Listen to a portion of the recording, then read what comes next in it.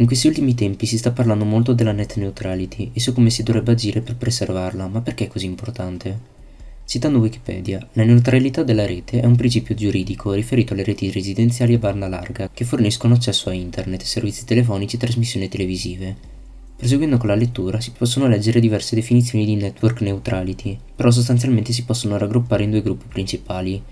Il primo sostiene che viene ritenuta neutrale una rete a banda larga che sia priva di restrizioni arbitrarie sui dispositivi connessi e sul modo in cui essi operano, cioè dal punto di vista della fruizione dei vari servizi e contenuti di rete da parte dell'utente finale, mentre la seconda sostiene che una rete neutrale è in grado, rispetto ai singoli pacchetti in cui si compone l'informazione, di non dare priorità differenziale fra i diversi pacchetti, mentre una rete non neutrale, ad esempio, farebbe distinzioni fra livello di servizio e priorità fra i diversi pacchetti di informazione. Queste definizioni possono sembrare complesse, ma vediamo di semplificarle con degli esempi. Supponiamo di avere due computer che sono connessi a internet tramite due modem differenti e che entrambi vogliono guardare questo video su YouTube e condividerlo tramite WhatsApp. Per una questione grafica sostituiremo ogni cavo con un tubo e il logo di un servizio sta a raffigurare un pacchetto. In parole povere è il metodo con cui un pezzo di informazione passa per la rete, in questo caso è raffigurato con una lettera. Ora supponiamo di considerare WhatsApp il più importante di YouTube. Quindi nel primo caso osserveremo che quando un messaggio su WhatsApp viene inviato, esso passerà prima del pacchetto contenente le informazioni su un video di YouTube, facendo arrivare al destinatario prima il messaggio di WhatsApp piuttosto che il video. Nel secondo caso invece, dato che tutti i pacchetti hanno la stessa priorità, all'uscita dal modem non distingueremo i pacchetti in base al servizio, ma verranno considerati tutti quanti uguali, in quanto verranno mostrati tutti come buste, senza alcun logo. Dopo aver fatto questa semplificazione, torniamo alla domanda vera e propria. Perché la net neutrality è così importante? Qui il mondo si divide in due. Ci sono persone che sono favorevoli alla neutralità della rete e persone contro, ma analizziamo insieme i pro e i contro.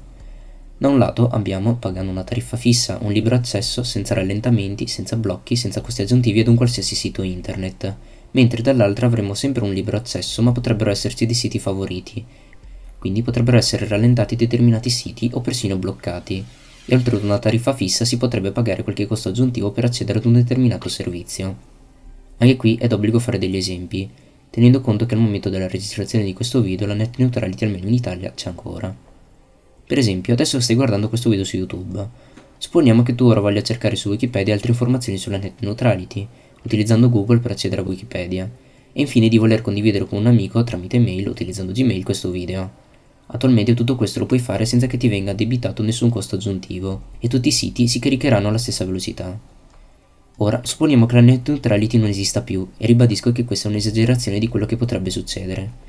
Stai guardando questo video su Dailymotion perché YouTube e tutta la suite di Google è stata bloccata.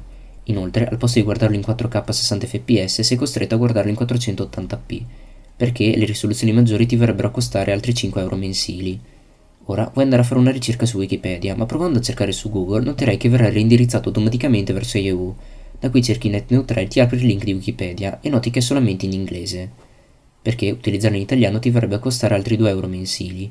Quindi decidi di condividere questo video con un tuo amico tramite mail, ma provando ad accedere a Gmail verrai reindirizzato a mail.com. Quando invii la mail pagherai altri 2 euro, che è la tariffa standard per mail, nel caso tu non abbia acquistato il pacchetto che ti consente di inviare mail, che ti verrebbe a costare altri 5 euro mensili.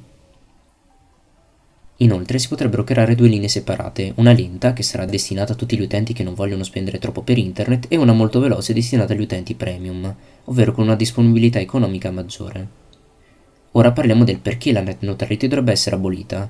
Secondo alcuni, in breve tempo ci troveremo davanti a degli enormi rallentamenti alla rete e anche ampliando le infrastrutture non riusciremo a far tornare internet ad una velocità accettabile.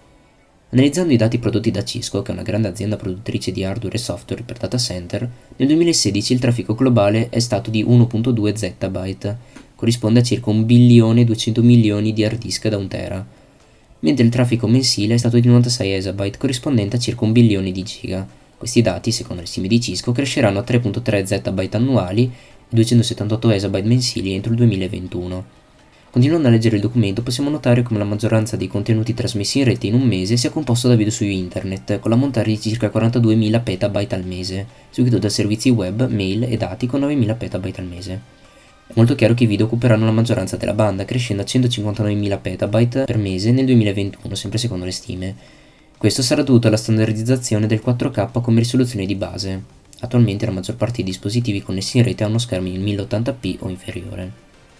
Questo potrebbe essere arginato cambiando il codec con cui vengono codificati i video su internet. Attualmente i video registrati da uno smartphone e anche questo stesso video sono codificati in H264, che è un codec relativamente veloce da codificare e decodificare. In futuro dovranno essere registrati, codificati e decodificati con il codec H265, che anche con bitrate più bassi, quindi con una quantità di megabyte inferiori per codificare le immagini in un secondo, riesce ad ottenere una qualità dell'immagine decente senza occupare troppo spazio. Anche alcuni ISP, Internet Service Providers, sono contro la net neutrality, perché non gli permette di rallentare o bloccare alcuni siti a favore di altri, quindi questa net neutrality fa lucrare loro meno. Oltre a ciò sono costretti a trattare tutti i siti come uguali e quindi non possono dividere il traffico internet in base ai servizi.